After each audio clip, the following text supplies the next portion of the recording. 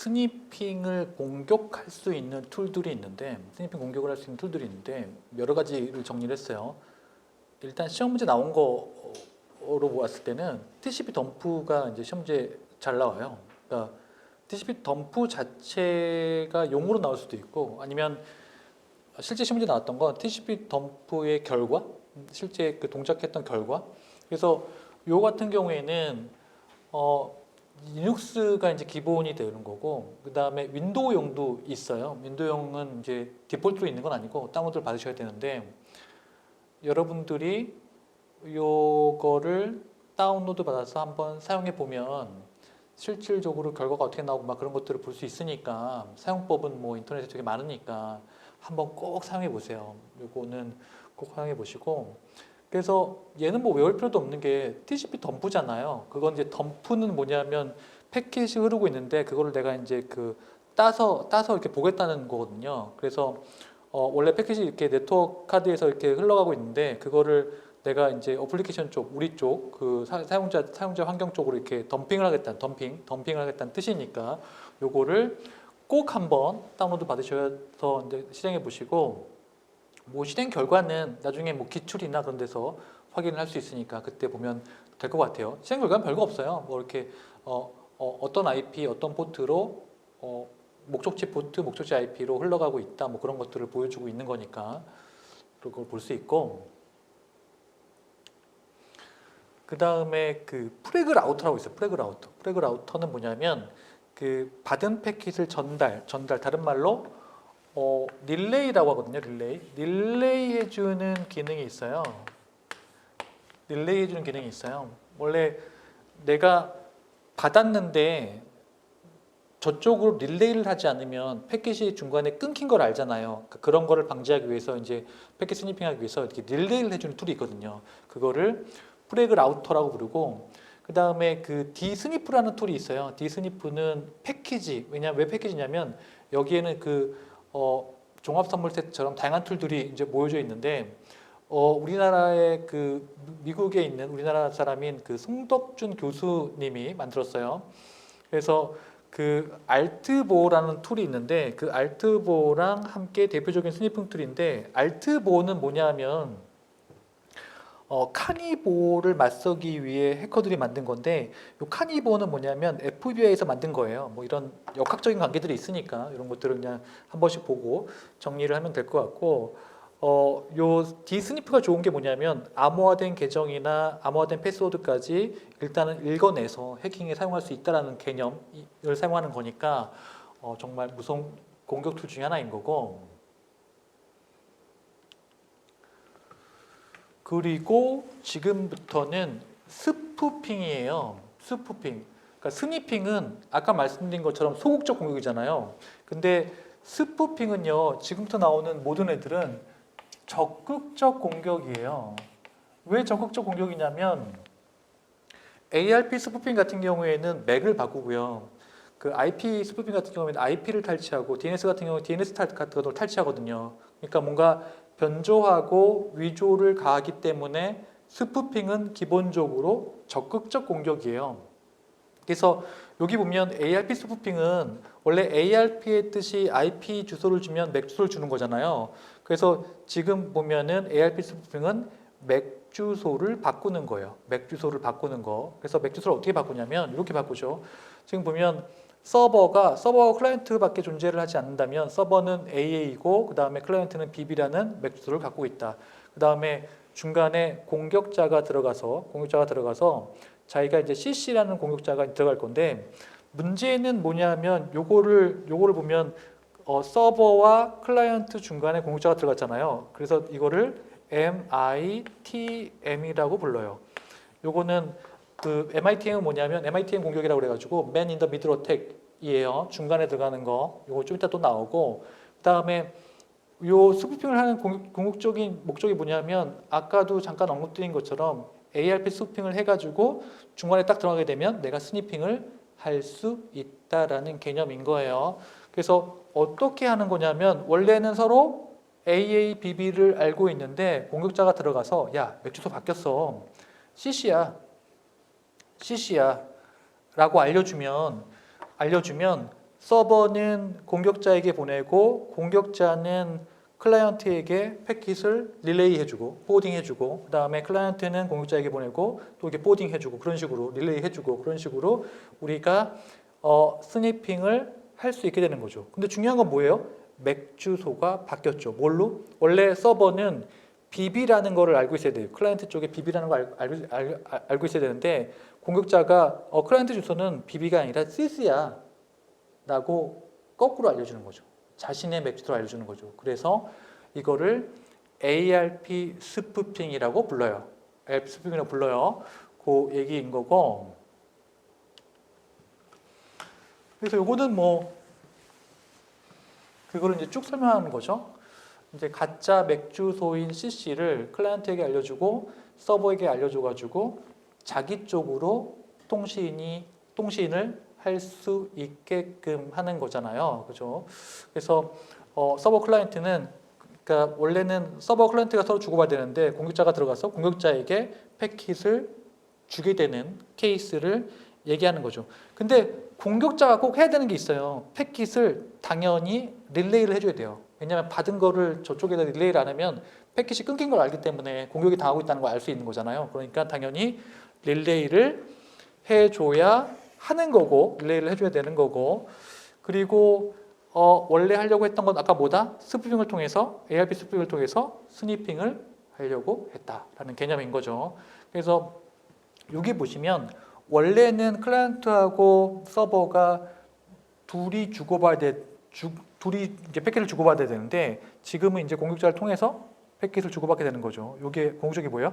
공격자가 패킷을 스니핑을 할 수 있게 되는 계기를 마련한 거죠. 그 얘기인 거고. 그래서 ARP 스푸핑 뭐 이렇게 보여드리는 건데요. ARP 스푸핑 공격이 이제 어떻게 되는지, 어떻게 당하는지 보여주고 있는 건데, ARP라는 명령어가 있어요. 여러분들 이제 윈도우에서 이렇게 커맨드 창에서 실행해 볼 수 있는데, 요거는 이제 제 PC에서 수행해 본 거예요. 제 PC에서 ARP-A라는 -A는 옵션이니까 ARP라는 명령어를 실행해 본 거예요.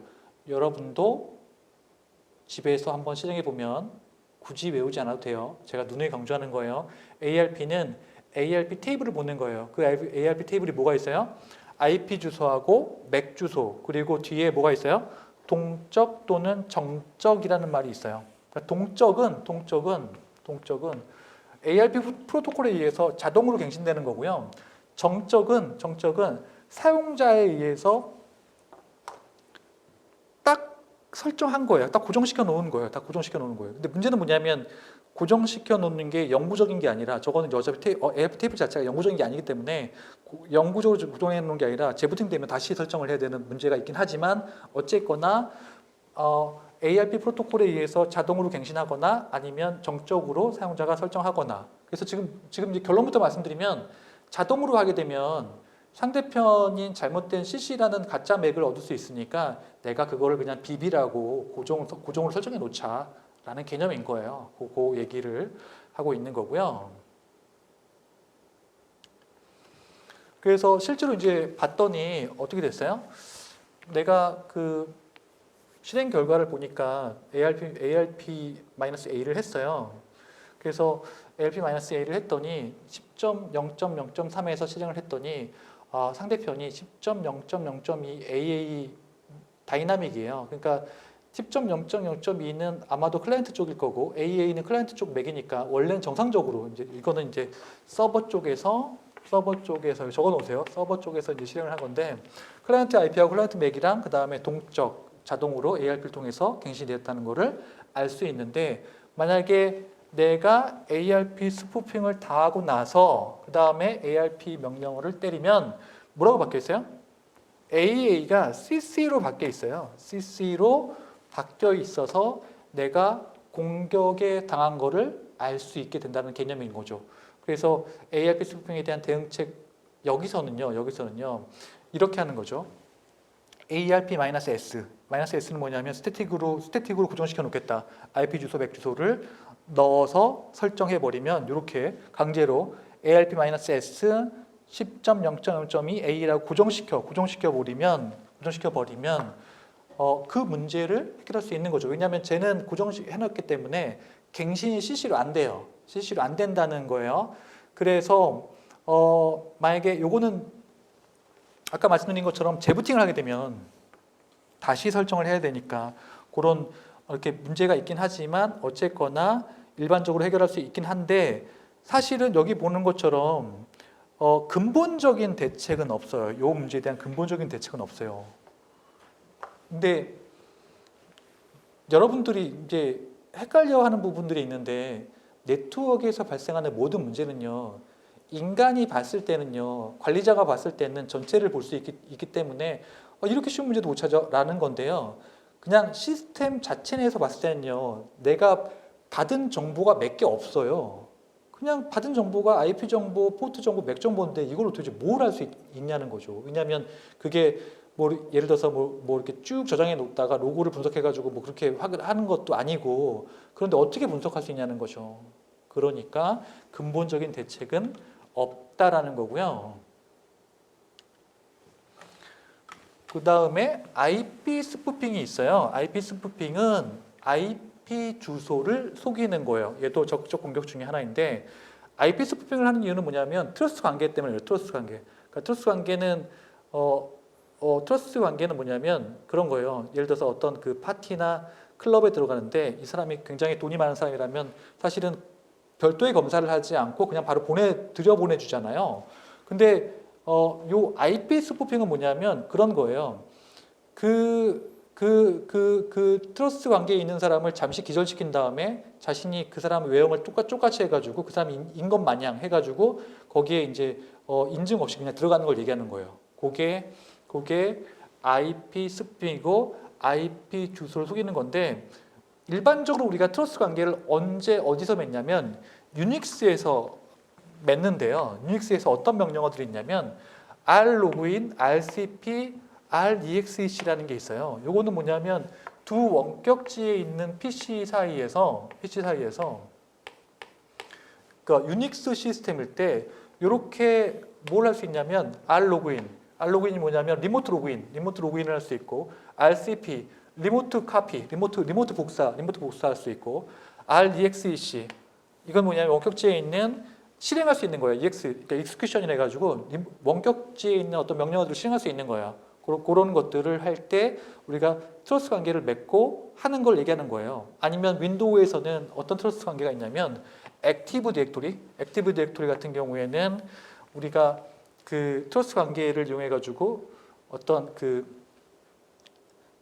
디렉토리 같은 것들을 공유할 수 있는 개념인 거잖아요. 거기에 이제 사용하는 인증 방법은 커버로스 같은 것들인데 커버로스는 나중에 우리가 또 따로 정리를 할 거니까 그때 정리를 하면 되고 어쨌거나 이제 트러스트가 핵심인 거예요. 트러스트는 서로 이제 약속이 돼 있으면 별도의 인증 과정 없이 로그인을 할 수 있게끔 해주는 그런 얘기를 하고 있는 거고 근데 이 트러스트 설정을 어디서 하냐면 유닉스 같은 경우는 여기서 해요. etc 밑에 호스트 밑에 EQV 이쪽 부분에서 이제 설정을 하는데 요 밑에 있는 건 설정된 어떤 그 예제 값이에요. 예를 들어서 200.20.20.20 루트라고 한다면 200.20.20 IP가 이쪽에서 오고 루트 계정이 어떤 그 시도를 하게 되면 패스워드 없이 로그인을 허락하라. 뭐 이런 식으로 패스워드 없이 로그인 허락하라. 아니면 그냥 플러스하면 2011-2011-2011에선 모든 계정 아이디 패스워드 없이 모두 그냥 허락한다. 아니면 그냥 뿔뿔하면 다 아무것도 없이 그냥 다 모두 로그인을 허락하라. 그러니까 트러스트를 설정을 해놓을 수 있어요. 이렇게 설정을 해놓을 수 있다라는 개념인 거고. 그래서 실제로 IP 스푸핑 공격에 대한 거를 보여드리면 이렇게 돼 있는 거예요. 원래는 이제 공격 대상이 이렇게 있고요. 그 다음에 서버가 있는데 얘네 두 개가 이제 트러스트 관계예요. 공격 대상과 서버가 트러스트 관계를 맺고 있다. 그러면 이 공격 대상은 설정된 거에 따라서 서버에 ID 패스워드 없이 들어갈 수도 있는 트러스트 관계인데 공격자가 얘를 죽여요. 어떻게 죽여요? 그러니까 도스 공격으로 죽여요. 도스 공격으로 뭐 핑플루딩이든 심플루딩이든 해서 죽여요. 죽인 다음에 요 공격자가 요 공격 대상의 IP를 위조해요. 왜냐하면 얘가 죽었으니까 IP가 이제 네트워크상에 없잖아요. 그러니까 이 공격자가 그 해당 IP로 설정을 한 다음에 얘가 이렇게 접속을 하게 되면 서버는 공격 대상이 접속했는지 공격자가 접속했는지 알 수가 없어요. 왜 알 수가 없어요? IP 정보만 보니까 아까 그 명제 기억나시죠? 전체를 보지 못한다니까요. 그러니까 서버 쪽에서는 그냥 보면은 IP 정보나 맥 정보밖에 못 보는데 그 맥이 그 IP가 공격 대상에서 설정한 건지 공격자가 설정한 건지 알 수가 없다고요. 알 수가 없다고. 그러니까 요게 IP 스푸핑이 공격이 성공하는 것들을 보여주고 있는 거죠. 요 있는 내용은요, 그거를 설명하는 거니까 지금 제 말이 이해가 잘 안 되면 요 내용을 한 번씩 보시면 될 것 같아요. 그 얘기를 하고 있는 거고. 그리고 ICMP 리다이렉트 공격이 있어요. ICMP 리다이렉트는 원래 ICMP 리다이렉트 메시지가 있는데 요거는 ICMP가 이제 리다이렉트 메시지를 보내는 거예요. 왜 보내요? 나 그 호스트 안 갖고 있어. 다른 쪽으로 보내. 아니면 뭐 그런 걸 알려주기 위한 건데 여기서 보면요. 이런 게 있어요. 그러니까 라우터 A가 있죠. 그리고 라우터 B가 이렇게 있어요. 그러니까 라우터 B에 호스트 B가 이렇게 있어요. 그러니까 얘가 이렇게 있는 거죠. 그러니까 원래는 호스트 A에서 호스트 B로 패킷을 이렇게 보내려고 하는데 얘가 해당하는 패킷이 라우터 A가 갖고 있는 줄 알고 얘한테 패킷을 보내요. 첫 번째 명제죠. 호스트 A가 라우터 A에게 보내요. 근데 라우터 A는 갖고 있어요? 안 갖고 있어요? 안 갖고 있죠. 안 갖고 있으니까 두 번째는 이 패킷을 일단 이쪽으로 포워딩을 해서 패킷을 보내주고 그 다음에 3번에 몇 표할까요? 3번에서 ICMP 리다이렉트 메시지를 보내요. ICMP 리다이렉트 메시지는 뭐냐면 야, 그거 다 안 갖고 있어. 라우터 B가 갖고 있어. 그렇게 보내요. 그러면 이거를 어떻게 공격에 응용하냐면 그러니까 가짜로 얘기할 수도 있잖아요. 그러니까 라우터 A가 자신이 안 갖고 있는데 갖고 있는 것처럼 보낼 수도 있잖아요. 그렇게 공격에 악용될 수 있어요. 그 얘기인 거고. 그래서 여기 보면은 이제 포워딩이라는 단어, 여기서 이제 포워딩 됐죠. 포워딩 되고, 그 다음에 여기서 ICMP 리다이렉트 메시지가 가게 된다라는 거, 그 얘기인 거고. 그래서 요거는 뭐 그 앞에 있는 제가 얘기한 거를 다시 한번 단계 1, 2, 3, 4로 설명을 한 거예요. 그래서 그 제일 중요한 건 단계 2하고 단계 3, 단계 2에서 뭐가 일어나요? 포워딩, 아까 일어나죠. 포워딩이 일어나고 단계 3에서 ICMP 리다이렉트 메시지가 보내지게 되니까 요거를 여러분들이 제가 지금 말씀드린 거를 잘 이해가 안 되면 요 단계 1, 단계 2, 단계 3, 단계 4에 대해서 잘 정리를 하세요. 잘 한번 보시면 될 것 같아요. 그렇게 어려운 내용은 아니니까. 근데 여러분들이 그 정보보호론 하면 다 외워야 된다고 생각하는데 이런 부분들은 외우는 게 아니에요. 이런 부분들은 외우지 않고도 충분히 이해할 수 있는 거잖아요. 그죠? 그러니까 외워야 될까, 외우지 말아야 될 것들이 있는데 외워야 될 건 또 뭐예요라고 한다면 외워야 될 거는 또 그런 게 있어요. 그 암호학 부분에서 그 대칭키 종류가 되게 많은데 걔네들이 갖고 있는 키의 길이라든지 뭐 이렇게 방법이라든지 그런 것들은 다 외워야 돼요. 어쩔 수 없어요. 그거는 뭐 이렇게 내가 논리적으로 설명할 수 있는 부분이 아니라 외워야 되는 부분이고 국내 암호도 되게 많은데 국내 암호 내가 테이블을 정리했거든요. 그거 다 외워야 돼요. 어쩔 수 없어요. 그런 것들 외워야 되는 건데 그런 거 아닌 것들 이런 것들은 다 이해하는 거죠. 이해를 하시면 돼요. 이해를 하시면 되죠. 그래서 요거는 이제 리다이렉트 공격을 보여주고 있는 건데 자 얘도 마찬가지예요. 지금 공격자가 자신이 그 어떤 안 갖고 있는데 ICMP 리다이렉트 메시지를 보내요. 메시지를 보내가지고 나 갖고 있어 해당하는 놈 갖고 있어라고 알려준 다음에 실제로 받으면 그 패킷 스니핑하고 그 다음에 릴레이하죠. 왜 이쪽으로 릴레이하냐면 이쪽에 뭔가 호스트가 실제로 이제 받아야 되는 애가 있기 때문에 그래가지고 요 릴레이가 중요해요. 릴레이를 안 하면 안 되죠. 릴레이를 안 하면은 누구라도 도청하는 걸 알고 있는 거잖아요. 그러니까 릴레이하고 나는 보고 뭐 이렇게 되면 리다이렉트가 성공하게 되는 거죠.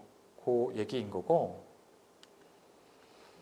그 다음에 DNS 스푸핑이 있어요. DNS를 속이는 건데, DNS는 뭔지 아시죠? 원래 DNS 서버가 이렇게 존재하잖아요, 그죠? DNS 서버가 이렇게 존재하면 맨 처음에 그 네이버에 가고 싶으면 DNS 쿼리를 날려요. DNS 쿼리는 뭐냐면 네이버.com의 IP는 얼마예요? 라고 이제 DNS 서버에게 물어보는 거죠. 그럼 DNS 리플라이를 통해서 DNS 서버가 걔 IP는 1.1.1.1이에요.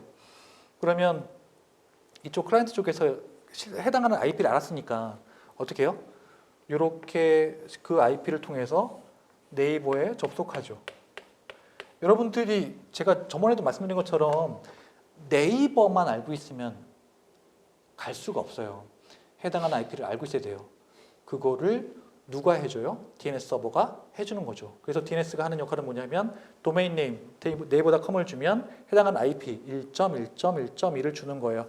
근데 여기에서 어떤 문제가 발생할 소지가 있냐면 여기에 이제 가짜 DNS 서버가 있는 거예요. 그래서 가짜 DNS 서버가 가짜 IP를 먼저 응답하게 되면 이것도 이제 그러니까 원래 웹서버로 가지 못하고 다른 쪽 웹서버, 그러니까 공격자의 웹서버로 가게 되는 거죠. 그런 식으로 그러니까 공격자의 웹서버 알잖아요. 요새 우리 어떤 사이트를 갔는데 이 사이트가 내가 원했던 사이트가 아니고 다른 사이트가 돼가지고 내가 뭐 개인정보를 입력했는데 탈취될 수도 있는 거잖아요. 그러니까 그런 식으로 공격에 당할 여지가 존재한다라는 거예요. 그래서 지금 보면은 여기 보면은 단계 1은 DNS 쿼리, 네이버.com에 대한 DNS 쿼리를 날리고 단계 2는 DNS 서버가 DNS 리플라이를 보내고 단계 3은 해당하는 IP를 이용해 가지고 웹 서버에 접속하게 되는 구조를 보여주고 있는 거고요. 근데 이제 이게 조금 이제 생각을 해야 되는 게 뭘 생각을 해야 되냐면 지금 보면은 이제 쿼리를 이제 얘가 보면 쿼리를 몰래 받아야 돼요. 무슨 얘기냐면 서버도 있고 가짜 DNS인 공격자도 있단 말이에요. 그러면 쿼리가 이쪽으로도 가고 또 이쪽으로도 갈 수 있는데 이 쿼리가 스위치를 어떤 걸 사용했는지, 그러니까 요 안에서 스위치를 어떤 걸 사용했는지. 그래서 만약에 스위칭 환경은 뭐냐면 스위치 허브를 사용했을 때, 스위칭 허브를 사용했을 때하고 그냥 더미 허브를 사용했을 때하고 좀 틀려요. 그러니까 더미 허브 같은 경우에는 아까 말씀드린 것처럼 그냥 패킷을 받으면 그냥 브로드캐스팅 해버리니까 나도 그냥 받게 되는 거, 나도 그냥 받게 되는 거고. 근데 만약에 스위칭 허브 같은 경우에는 나도 못 받죠. 왜냐하면 여기에 만약에 이렇게 그 네트워크 장비들이 이렇게 물려 있다면 내 쪽으로는 학습이 안 돼 있잖아요. 내 쪽으로는 학습이 안 돼 있으니까 무조건 패킷이 이쪽으로 갈 거잖아요. 그러니까 그럴 경우에는 ARP 스푸핑 공격을 하셔야 돼요. ARP 스푸핑 공격을 해가지고 여기에 딱 들어가게 되는 거죠. 여기에 내가 공격자가 딱 들어가게 되면 내가 받고 이쪽으로 이제 포딩하는 거니까. 제가 말씀드렸죠. 하나를 이해 못하면 나머지도 그냥 뭉개져요. 지금 제가 말씀드린 게 이해 안 되면 저한테 질문을 남기시거나 아니면 뒤에 가서 다시 한번 보셔야 돼요. 왜냐하면 지금 이렇게 쭉 설명하고 있는데 갑자기 ARP 스푸핑이 나왔고 이 ARP 스푸핑이 이해가 안 되면 지금 제가 말하는 게 다 무용지물이에요. 무슨 말인지 아시겠죠? 그 얘기를 하고 있는 거고. 그 다음에 보시면은 공격 원리가 단계 2에서 일단 가짜 DNS를 갖고 있는 공격자가 지리적으로 가까워요. 지리적으로 가깝다는 얘기는 뭐냐면 먼저 응답한다는 거죠. 어차피 멀리 있는 게 늦게 응답한다는 거 당연한 거잖아요. 그러니까 가까이 있는 애가 먼저 응답하니까 공격자가 먼저 응답하는데 문제는 뭐냐면 클라이언트가 있잖아요. 두 개를 받아요. 얘한테도 하나 받고 얘한테도 하나 받아요. 누구 걸 신뢰하죠? 신뢰할 수 있는 방법이 없어요. 그러니까 공격자 거를 신뢰할 건지 DNS 서버 걸 신뢰할 건지 신뢰할 수 있는 방법이 없어요. 요게 나오기 전까지. DNS에게 나오기 전까지. 만약에 DNS에게 적용 안 됐다면 누구 걸 신뢰할 수 있는지가 모르니까요. 처음에 받은 놈을 신뢰해요. 뒤에 온 거를 버려요. 이거는 그냥 똑같은 거잖아요. 이거는 그냥 일반적으로 생각할 수 있는 방법인 거잖아요.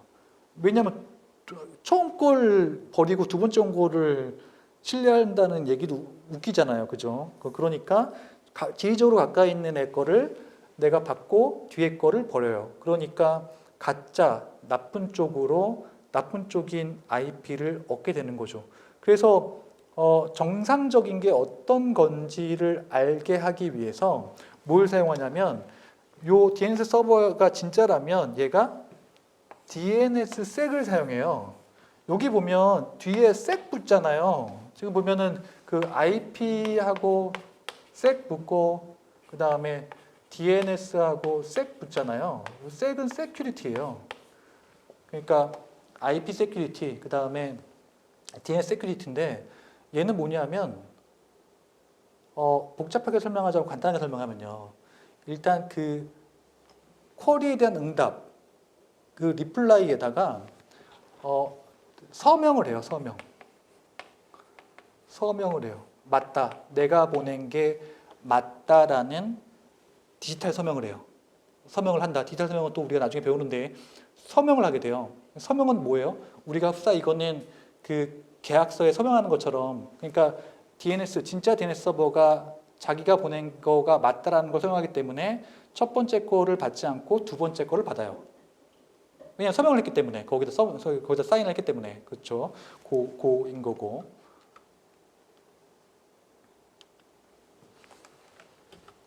그래서 요 공격이 수행되고 나면 어떻게 돼요? 클라이언트가 위조된 웹서버. 요거는 이제 위조된 웹서버가 실제 정상적인 서버가 아니고 공격자가 원하는 가짜 웹서버로 접속하게 돼요. 그 얘기를 하고 있는 거예요. 그러면 어떻게 막을지에 대한 건데 일단 가장 간단한 얘기는 호스트 파일을 사용하는 거예요. 호스트 파일은 호스트 파일이 있어요. 호스트 파일은 어떻게 생겼냐면 이렇게 생겼어요. 요거는 어디 있는 거냐면 윈도우나 리눅스에 있는 자기 로컬에 있는 거예요. 그래서 IP하고 도메인이 있는데 사용자 요청 순서가 어떻게 되는 거냐면 맨 처음에 자신의 요 호스트 파일 요거를 이제 어떻게 볼까요? 로컬 DNS라고 할게요. 로컬 DNS를 보고 없으면 외부에 있는 DNS를 가게 돼 있어요. 그래서 가장 좋은 거는 여기에다가 정상적으로 해놓고 여기서 이제 내가 자주 사용하는 거 정상적인 사이트는 여기다 등록을 해놓으면 돼요. 근데 사실은 변경 가능성도 존재는 하는데 문제는 뭐냐면 그 바이러스 프로그램들이 다 보호해줘요. 그러니까 누구도 바이러스 프로그램을 내가 강제로 해제를 하지 않는 이상 일반적으로 다른 악의적인 공격자가 이 파일을 건드리거나 망가뜨리는 거를 보호해줘요. 왜냐하면 중요하니까. 그래서 이 DNS 스푸핑 같은 공격들을 막을 수 있고 그거와 별개로 호스트 파일은 시험 문제 나온 적이 있어요. 호스트 파일은 시험 문제 나온 적이 있으니까 요게 뭐냐, 요 파일이 뭐냐, 호스트 파일이다라고 이제 알 수 있는 거니까 저거를 정리하시고 그 다음에 기타 스푸핑은 뭐냐면 저는 이제 강의를 하다가 그런 궁금증이 들었어요. 스푸핑이 가능하지 않은 게 있을까? 다 가능해요. 지금 다 바꿨죠. ARP도 바꾸고 IP도 바꾸고 DNS도 바꾸고 다 바꿨잖아요. 근데 뭐 컨텐트도 바꿀 수 있고요. 그 다음에 포트도 바꿀 수 있어요. 컨텐트는 요게 굳이 왜 그러냐면 컨텐트는 그 OSI 7 레이어 중에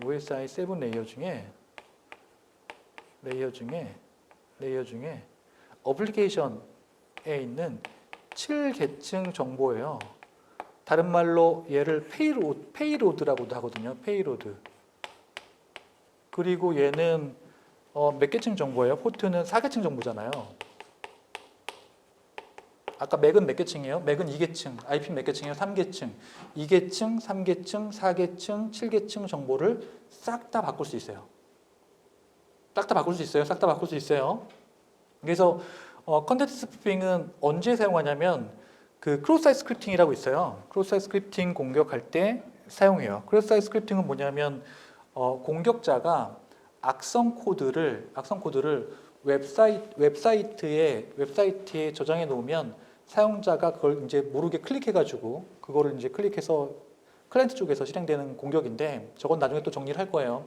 그럴 때 컨텐트 스푸핑 같은 것들을 사용할 수 있다라는 거고 포트 스푸핑은 뭐냐면 포트를 속이는 거거든요. 근데 이걸 언제 사용하냐면 이거 포트 스캐닝 할 때 이제 문제가 되는 게 포트 스캐닝이 뭐 닫혀 있으면 리셋을 보내고 열려 있으면 뭔가를 보내는 그런 거를 통해 가지고 메커니즘 통해 가지고 보낼 수 있으니까 그럴 경우에는 그냥 모두가 열려 있는 것처럼 그러니까 모두가 열려 있다고 거짓으로 응답해 버리면 어떤 게 열려 있는지 알 수가 없잖아요. 그럴 경우에 포트 스푸핑이라고 불러요.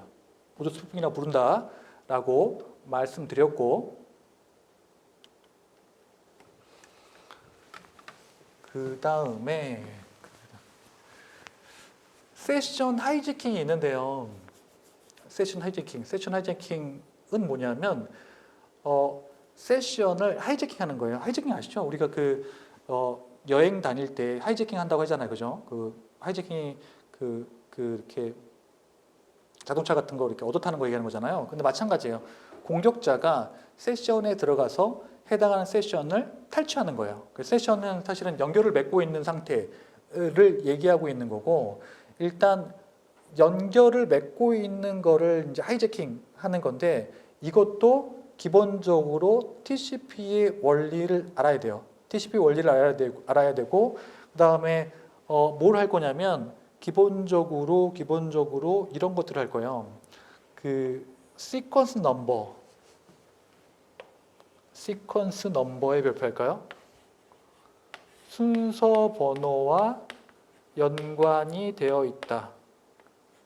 짧게 정리하면 세션 하이제킹은 시퀀스 넘버 또는 순서 번호와 연관이 되어 있다. 그래서 원래 이제 공격을 하려고 보면 여기 보면 A하고 이렇게 B가 있어요. A하고 이렇게 B가 이렇게 있는데 원래 이렇게 세션을 막 이렇게 주고받았죠. 이렇게 세션을 막 주고받고 있었는데 중간에 공격자가 이렇게 들어가잖아요. 공격자가 이렇게 들어가서 공격자가 이렇게 어떻게 들어가냐면 ARP 스푸핑으로 들어가요.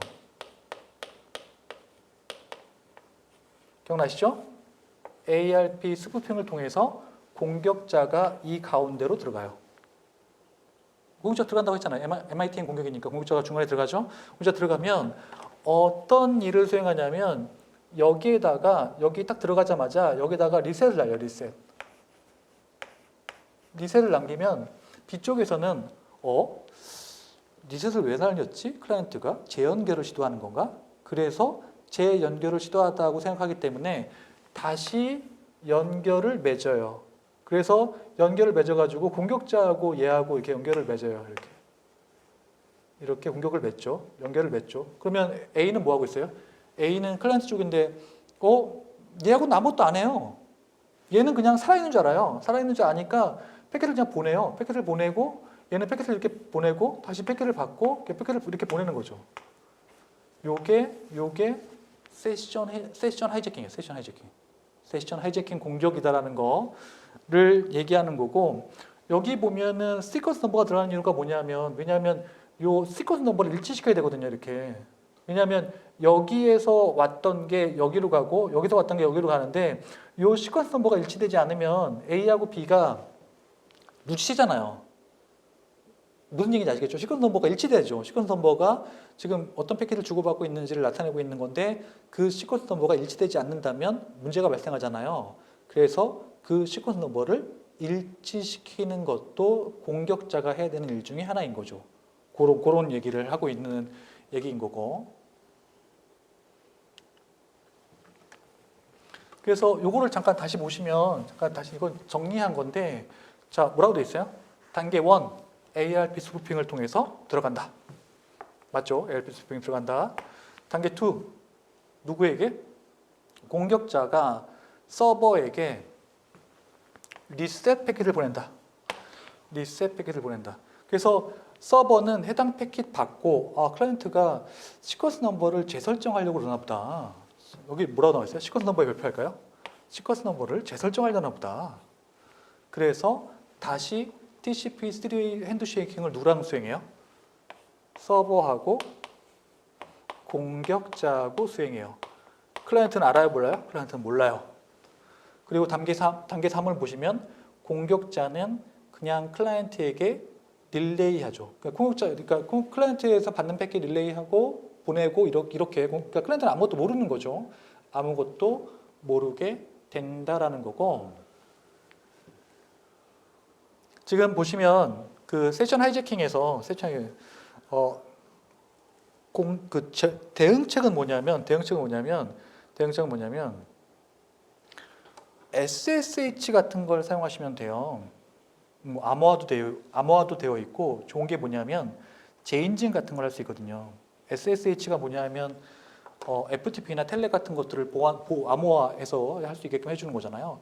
재인증 할 수 있고 아니면 ARP 스푸핑을 못하도록 맥 주소를 고정시켜 버려도 되죠. 기억나시죠? ARP 그 스푸핑 못하도록 그 고정 그 맥을 고정할 수도 있다고 말씀드렸잖아요. 그렇게 하거나라는 거고.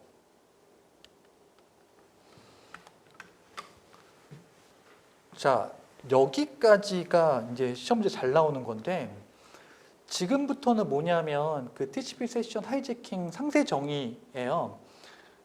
왜 상세 정의까지 이제 더 깊숙이 공부를 하는 건데 왜 더 깊숙이 공부하냐면 그러니까 TCP 세션 하이제킹은 사실 시험 문제 나올 만큼 나왔어요. 간단한 개념 정도로 나올 만큼 나왔는데 여러 번 나왔는데 만약에 TCP 세션 하이제킹에서 시험 문제가 나온다면 저렇게 더 깊숙이 나올 수도 있다라는 관점에서 강의를 하고 있는 거예요. 왜냐하면 제가 얘기했잖아요. 한 번 더 시험 문제 많이 나오는 거는 한 번 더 하고 시험 문제 안 나오는 것들은 그냥 이렇게 개념 정도만 얘기를 하고 한다고 했어요. 그래서 상세 정의를 하고 있는 건데 이게 보면 TCP 세션 하이제킹 중에서 로컬 세션 하이제킹이 있고 원격 세션 하이제킹이 있어요. 그 로컬에서 하는 거고 원격은 이제 멀리 떨어지는 데서 하는 건데 그러니까 로컬 같은 경우에는 내가 시퀀스 넘버를 알아낼 수 있는데 원격 같은 경우에는 내가 시퀀스 넘버를 알아낼 수가 없어요. 원리상.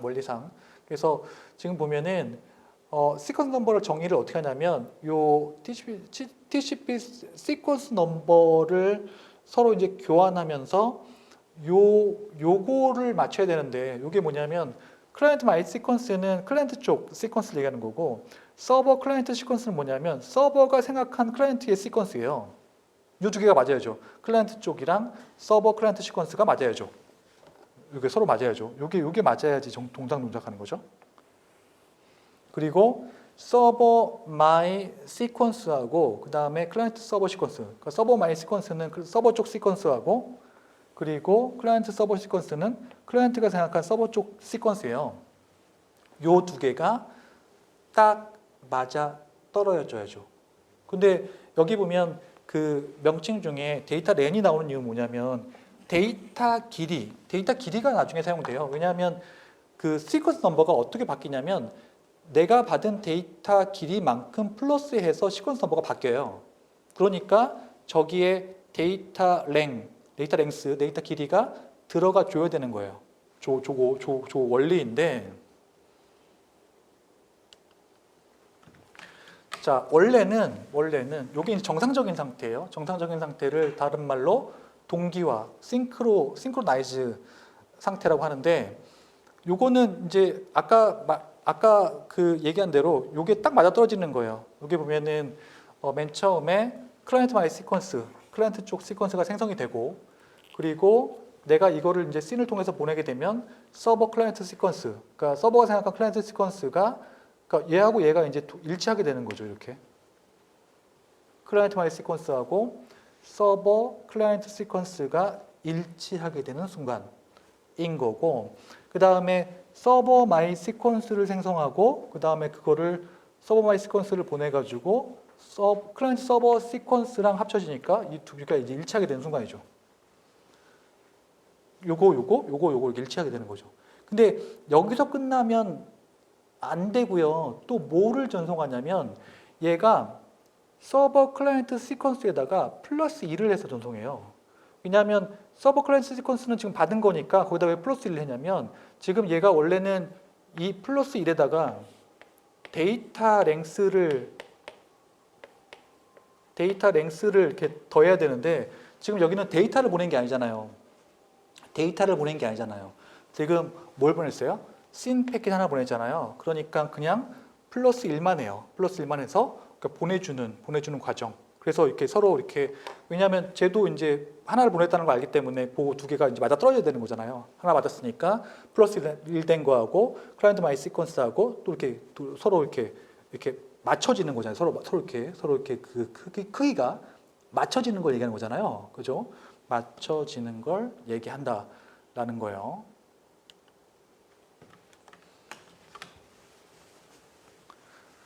그래서 보면은 그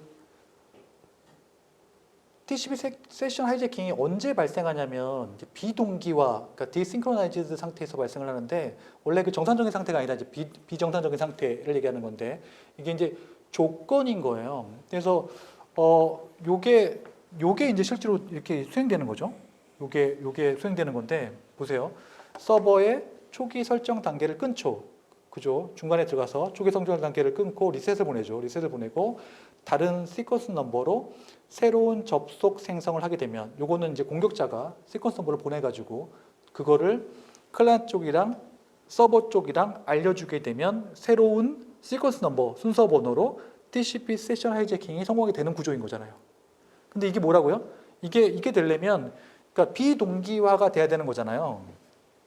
동기화가 돼 있으면 사실은 원래 이제 정상적인 상태니까. 근데 이게 뭐냐면 TCP 세션 하이제킹이 되게 되면 비동기화 상태로 빠지게 되는 거잖아요, 그죠? 비동기화 상태로 빠지게 되니까 그렇게 되는 요게 이제 실제 공격인 거고 또 나머지 얘기들은 그러면 비동기화는 어떨 때 발생하는지의 예제를 보여주고 있는 거예요. 그러니까 첫 번째는 보면은 처음에 아무것도 보내지 않았을 때 아무것도 보내지 데이터 전송하기 전에 그러면 당연히 얘네들은 서로 틀리니까 이제 비동기화가 되는 거죠. 그죠? 아무것도 전송되지 않았을 때 아니면 2번, 3번은 그냥 참고만 하세요. 참고만 하시는데 얘도 마찬가지로 참고만 하시는데 2번은 데이터는 전송했는데 그리고 그 데이터는 저장했는데 서버에게 클라이언트에게 그 서버가 acknowledge를 보내지 않아요. 그러니까 나중을 위해서 데이터는 저장을 했는데 그냥 저장만 하고 있는 거예요. 그리고 에크번호를 보내지 않으니까 에크번호를 통해 가지고 시퀀스 넘버가 갱신되는데 그 갱신이 안 되는 거잖아요. 그러면 그런 경우에는 이런 식으로 부등호가 발생해요. 그러니까 부등호는 큰 의미는 없어요. 그냥 같지 않다는 거예요. 같지 않다는 거예요. 이렇게 같지 않다. 마찬가지예요. 패킷이 아예 수신이 불가능한 경우, 패킷 수신이 불가능한 경우는 그냥 데이터 버리고 패킷 수신 안 되기 때문에 그런 경우에는 이렇게 부등호가 발생하는 거죠. 같지 않다는 거예요. 같지 않다는 게 포인트인 거예요. 이런 경우가 아니면 널 데이터를 보내면 데이터를 보내지 않기 때문에 시퀀스 서버 갱신이 좀 애매하잖아요. 그런 경우에도 같지 않다. 이런 경우가 비동기 상태를 의미하고 비동기 상태에서 뭐가 발생할 수 있다? TCP 세션 하이제킹이 발생할 수 있다. 왜냐하면 들어가서 시퀀스 넘버 가짜로 만든 다음에 그거 조작해가지고 시퀀스 넘버 맞춰가지고 정상적인 것처럼 만들 수도 있는 거잖아요. 그렇지만 제일 좋은 건 요 케이스인 거죠. 서버에 초기 설정 단계 접속 끊고 리셋 패킷 보내고 그 다음에 다른 시퀀스 넘버로 할당한 다음에 체크하는 거죠. 그래서 이후의 얘기는 우리가 좀만 쉬었다가 하도록 할게요.